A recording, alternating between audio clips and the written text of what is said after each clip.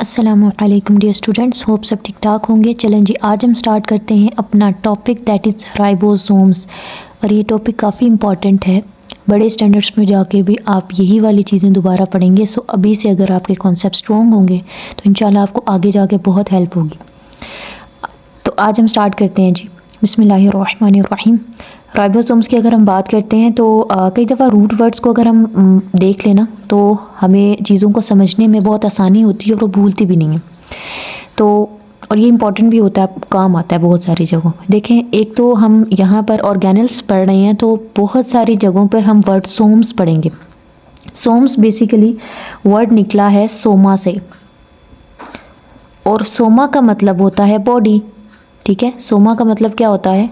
Body होता है। और राइबो निकला है वर्ड राइबोस से। राइबोस बेसिकली एक ऐसी शुगर होती है जो कि डीएनए या आरएनए के अंदर मौजूद होती है। ठीक है, पेंटोस शुगर इसको कह सकते हैं, 5 कार्बन शुगर होती है राइबोस। और अगर हम सोम्स की बात करें तो इसका मतलब होता है बॉडी। ठीक है, राइबो ये ऐसी बॉडीज़ होती हैं बेसिकली, इसके अंदर राइबोस भी होता है क्योंकि इसमें आरएनए मौजूद होता है। राइबोस देखें, राइबोस की अगर बात की जाए तो राइबोस आरएनए में या फिर डीएनए में मौजूद होता है। ठीक है, तो इसके अंदर क्योंकि आरएनए होता है और आरएनए में राइबोज होती है तो इसमें राइबो इसका नाम है, इसके नाम है ribo. Ribo short form of ribose है। ठीक है, और सोम्स जो होता है, सोम्स कहते हैं बॉडी को। ठीक है, तो ये बॉडीज़ होती हैं छोटी छोटी सी। तो चलें जी डिस्कस करते हैं। सबसे पहले डेफिनेशन क्या है? Granular structures of cell. पिछले लेक्चर में भी हमने डिस्कस किया था कि सेल के अंदर जो है राइबोसोम्स ऐसे ऐसे पड़ा हुआ है। ठीक है, ग्रेन्यूल्स हैं, डॉट लाइक स्ट्रक्चर्स हैं या ग्रेन्यूल लाइक स्ट्रक्चर्स हैं। ग्रेन्यूल कहते हैं दानेदार स्ट्रक्चर को। ठीक है, तो यहाँ पर दानेदार स्ट्रक्चर्स पाए जाते हैं। कुछ हमने देखे थे कि फ्रीली उसके अंदर साइटोप्लाज्म के अंदर मौजूद थे, और कुछ क्या थे जो हमारे पास एंडोप्लाज्मिक रेटिक्यूलम था न्यूक्लियस के साथ। ठीक है, कुछ उसके साथ ऐसे अटैच्ड थे।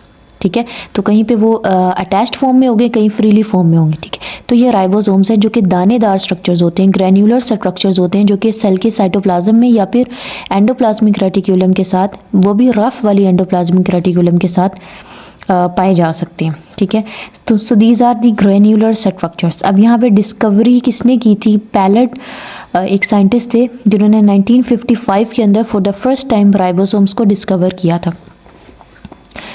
अब अगेन वही बातें, कुछ चीज़ें हैं जो बेसिकली हम हर ही लेक्चर के अंदर डिस्कस करेंगे इंशाल्लाह। तो कि हम किसी भी चीज़ को स्टडी करते हैं तो पहले उसका स्ट्रक्चर देते हैं। बायोलॉजी के अंदर हम देखते हैं कि इसका स्ट्रक्चर क्या है, कंपोजिशन क्या है, फंक्शंस क्या हैं। वही चीज़ें हमने सारे ऑर्गेनल्स के अंदर भी करनी है। सो सबसे पहले हमारे पास है जी कंपोजिशन। तो अभी मैंने बात की थी इसको राइबोसोम्स क्यों कहा गया है? तो ribo is the short form of ribose. Ribose होती है आरएनए में, तो इसके अंदर आरएनए भी मौजूद है। और लास्ट लेक्चर में हमने क्या कहा था कि राइबोसोम्स प्रोटीन्स की फॉर्मेशन करते हैं। तो इसके अंदर इटसेल्फ क्या होता है? प्रोटीन्स भी, फॉर्मेशन ऑफ प्रोटीन्स इसका फंक्शन ज़रूर है, लेकिन इसकी कंपोजिशन में भी देखें तो आपके पास इसमें प्रोटीन्स मौजूद होते हैं। तो इसमें आरएनए और प्रोटीन्स के ये जो है वो इन कॉम्बिनेशन पाया जाता है। आरएनए और प्रोटीन्स इन कॉम्बिनेशन पाया जाता है। इसकी कंपोजिशन क्या होती है? आरएनए और प्रोटीन्स, और दोनों जो है वो 50-50% मौजूद होती हैं। ऑलमोस्ट इक्वल अमाउंट्स में होती हैं। ज़रूरी नहीं है कि टोटली 50-50% हो, बट ऑलमोस्ट इक्वल अमाउंट्स में होती हैं अकॉर्डिंग टू योर बुक। इनका एक और नाम है राइबो न्यूक्लियोप्रोटीन्स। क्यों राइबो? क्योंकि इसमें होता है राइबोस, बेसिकली इसमें आरएनए होता है। ठीक है, और न्यूक्लियो राइबोस क्योंकि इसमें राइबो होता है, और आरएनए के अंदर सिर्फ राइबोस, आरएनए के अंदर सिर्फ राइबोस शुगर नहीं होती, उसमें कोई बेस, नाइट्रोजीनियस बेस भी होती है, फॉस्फेट ग्रुप्स भी होते हैं, जाहिर है। तो इसमें राइबो न्यूक्लियोप्रोटीन्स, इसमें जाहिर है कोई नाइट्रोजीनियस बेस भी होगी। ठीक है, तो ये प्रोटीन्स भी इसके अंदर हैं। ठीक है, तो राइबो न्यूक्लियो का मतलब है कि ये इसमें आरएनए भी है और इसमें क्या है? प्रोटीन्स भी हैं। ये वाली बात क्लियर हो गई। उसके बाद बात करते हैं कि इसकी फॉर्म्स क्या हैं। इसकी भी फॉर्म्स हैं, अभी हमने बात की थी कि कुछ तो साइटोप्लाज्म के अंदर फ्रीली फ्लोटिंग कर रहे होंगे और कुछ ऐसे होंगे जो बेसिकली इसके जो है एंडोप्लाज्मिक रेटिक्यूलम का जो रफ एंडोप्लाज्मिक वाला पार्ट है, कुछ जो हैं वो उसके साथ अटैच्ड होंगे। तो कुछ freely dispersed in the cytoplasm होते हैं, कुछ अटैच्ड विद द आरईआर होते हैं। ठीक है, तो जो राइबोसोम के अंदर जो आरएनए पाया जाता है ना, उसको स्पेसिफिकली हम राइबोसोमल आरएनए कहते हैं। ये वाली बात याद रखिएगा, ठीक है। इसके बाद हम बात करते हैं, ये तो हो गया कि किस किस फॉर्म्स में इसकी प्रेजेंस है, ठीक है, किस किस तरह किस किस शक्ल में मौजूद है। इसकी लोकेशन वाइज भी आपने देखा कि कुछ साइटोप्लाज्म के अंदर है और कुछ जो है वो आरईआर के साथ अटैच्ड है।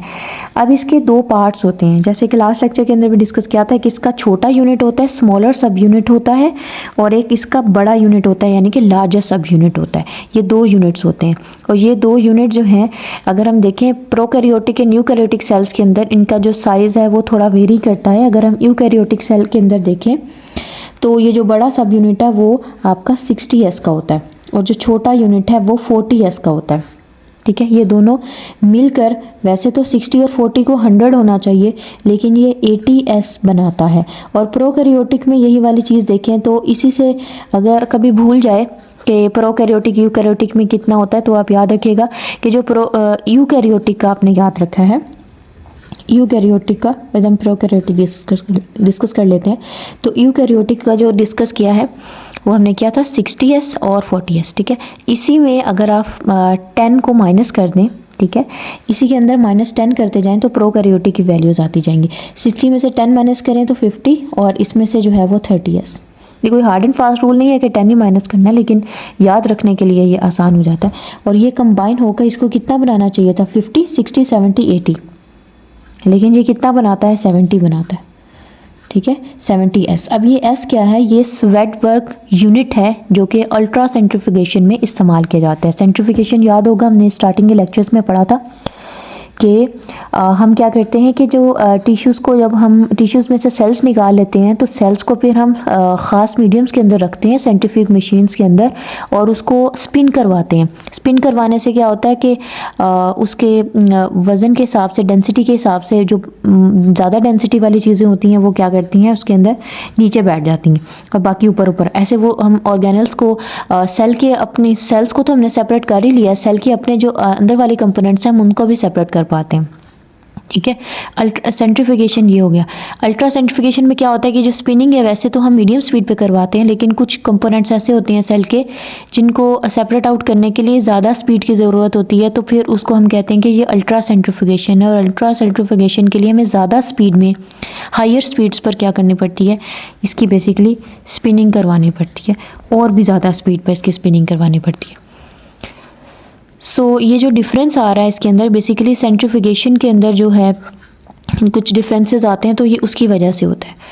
और इसके अलावा अगर हम बात करें कि ये जो दो सब यूनिट्स हैं आपस में ये जो जुड़ते हैं तो वो किस तरह जुड़ते हैं, तो कुछ ऐसे आयंस होते हैं जो इसमें इन्वॉल्व होते हैं और इनके यूनिट्स को आपस में जोड़ने में हेल्प करते हैं, तो वो बेसिकली मैग्नीशियम के आयंस होते हैं।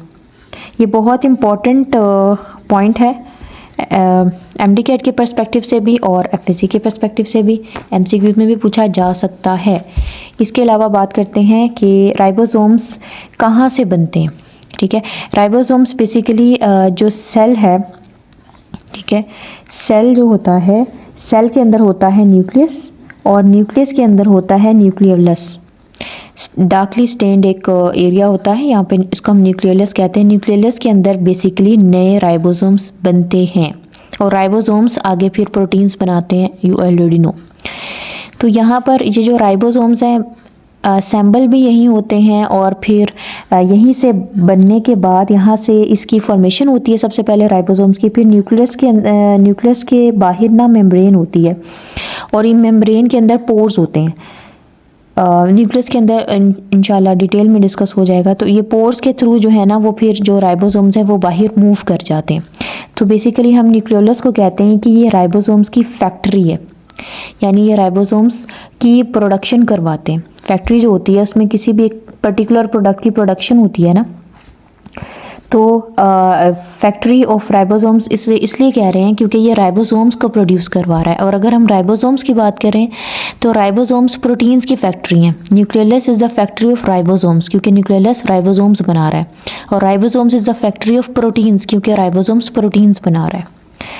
लास्ट में एक छोटा सा कॉन्सेप्ट है दैट इज़ वेरी इंपॉर्टेंट। पोली कहते हैं मैनी को, और सोम्स कहते हैं बॉडी को। यानी बहुत सारी बॉडीज़। तो बेसिकली क्या होता है कि जो हमारे पास मैसेंजर आरएनए है उसके ऊपर अगर बहुत सारे राइबोसोम्स अटैच्ड हैं, बेसिकली ये क्या कर रहे हैं, प्रोटीन्स बना रहे हैं। ठीक है, ये प्रोटीन के पॉलीपेप्टाइड्स हैं जिसमें बहुत सारे अमाइनो एसिड जो है ना वो आपस में मिल जाते हैं और पॉलीपेप्टाइड्स बनाते हैं।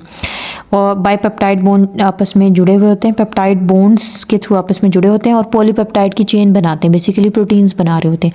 तो ये क्योंकि मैसेंजर आरएनए में काफ़ी ज़्यादा सारी बॉडीज़ जुड़ी हुई हैं इसलिए हम इसको कहते हैं पॉलीसोम। तो ribosomes attach to messenger RNA, ठीक है, थ्रू स्मॉलर यूनिट। और जुड़े किसके थ्रू होते हैं, छोटे सब यूनिट के थ्रू जुड़े होते हैं।